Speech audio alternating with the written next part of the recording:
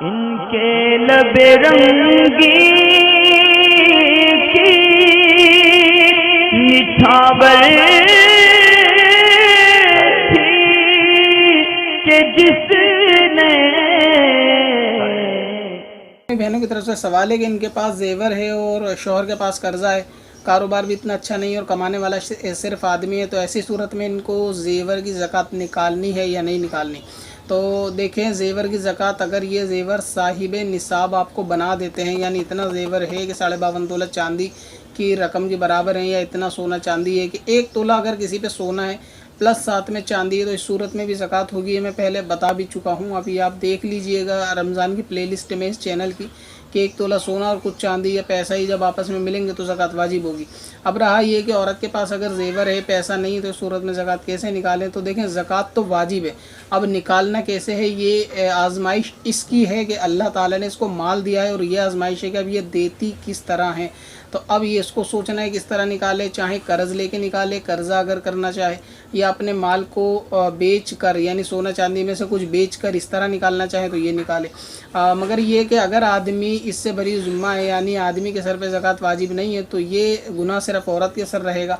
अगर बतौर एहसान, जैसे कि हमारे उर्फ़ में रिवाज भी है कि औरत की ज़कात भी मर्द निकाल देते हैं, तो अगर किसी की तरफ से ज़कात निकाल दी जाएगी तो ज़कात अदा तो हो जाएगी, लेकिन अगर शौहर निकालना ना चाहे या ना निकाले तो इसका गुनाह आदमी के सर पे नहीं रहेगा। अब रहा ये कि औरतें कहती हैं कि हम कमाते तो हैं नहीं, तो जो सोना चांदी होता है वो भी तो एक तरीके से माल ही है, तो उसमें से ज़कात निकाली जाए। अच्छा, दूसरा उजर ये बयान करती हैं कि हमारे शौहर के ऊपर कर्जा है, लिहाजा हमारा काम भी सही नहीं चलता, तो हम इसलिए ज़कात नहीं देते। तो सोना चांदी रखा ही एक बुरे वक्त के लिए जाता है। अगर आपको मालूम है कि आपके आदमी पे कर्जा है, तो अपना सोना बेचकर आदमी का कर्जा उतारना चाहिए।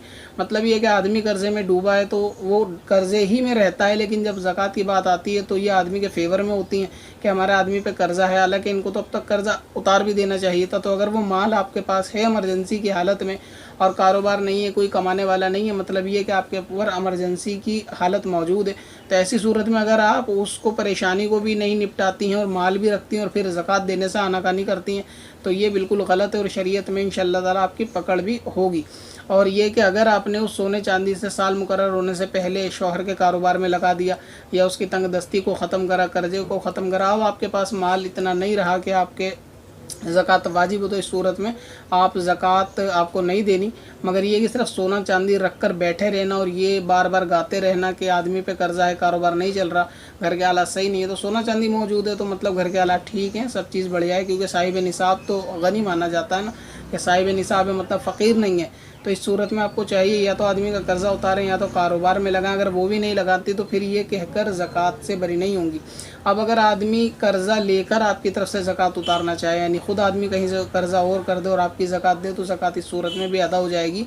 मगर औरत की ज़कात औरत ही को देनी है, कमाती नहीं है, तो कर्जा करके कर्जा लेकर दे दे। अगर कर्जा नहीं करना चाहती तो जो माल रख रखा उसमें से कुछ माल को बेचकर अपनी ज़कात अदा करे। वरना ये कि अगर शौहर इसकी ज़कात नहीं अदा करेगा तो शौहर पे कोई वाजिब भी नहीं है इसकी ज़कात अदा करना। ये ख़ुद औरत के ज़िम्मे है कि अल्लाह ताला के हुकूक को औरत किस तरह से अदा करती है। पत्थर में हसन लाले पुरनवार